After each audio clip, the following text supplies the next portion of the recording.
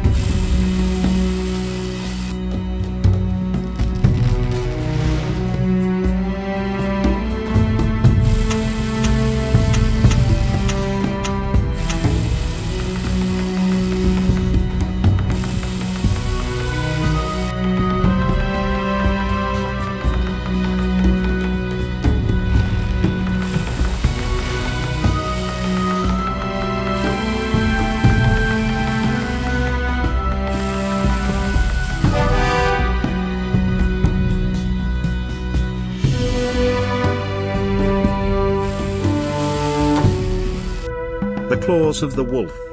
As Scout of the Vikings approached the foreign settlement, a spear dug deep into the tree next to him. He immediately pounced on the attacker. He lost a tooth during the fight, but he easily gained the upper hand. And as a result, he carried the unconscious aggressor on shoulder back to the camp. The upper body of the stranger was marked with tattoos of a wolf. What could this possibly mean? Alarmed by the hostile reception that had been prepared for them, the Vikings made their way. As they approached the strange village, they recognized the men with whom they had laughed and drank all night a few hours ago. But during the party, they wore rich clothes worthy of a prince and feasted together with others. But now that they thought they were not being watched, these strangers showed their true colors. They were pirates. There were mountains of loot all over their camp that these bastards had stolen from the Vikings. It was the pirates who robbed the Viking settlement and destroyed the portal. They will pay for it.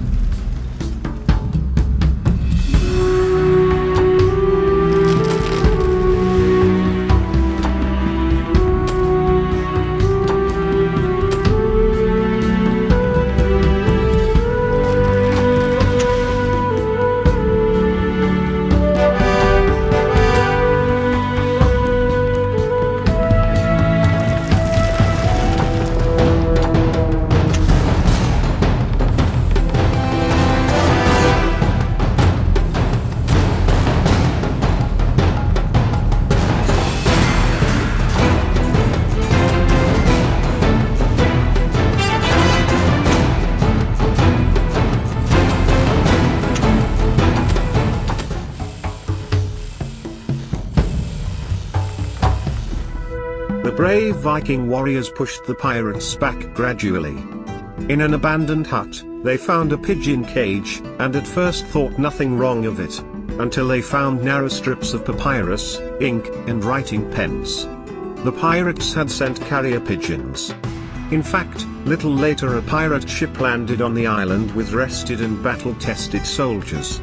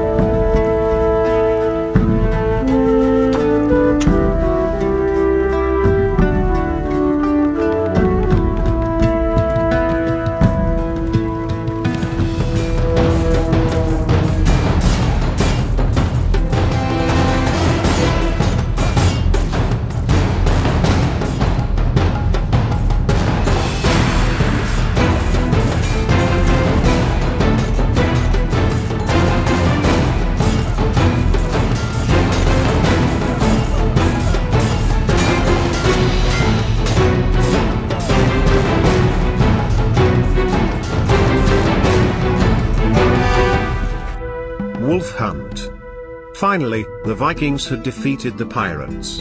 In the devastated village they found silk flags that were embroidered with wolves. But why had these strangers who worshipped such a crafty predator, disguised themselves as diplomats of the Eastern Empire and destroyed the portal of the Vikings? These questions the Vikings would try to clarify later. Now their goal was to reach the portal in the south of the island and return to their homeland.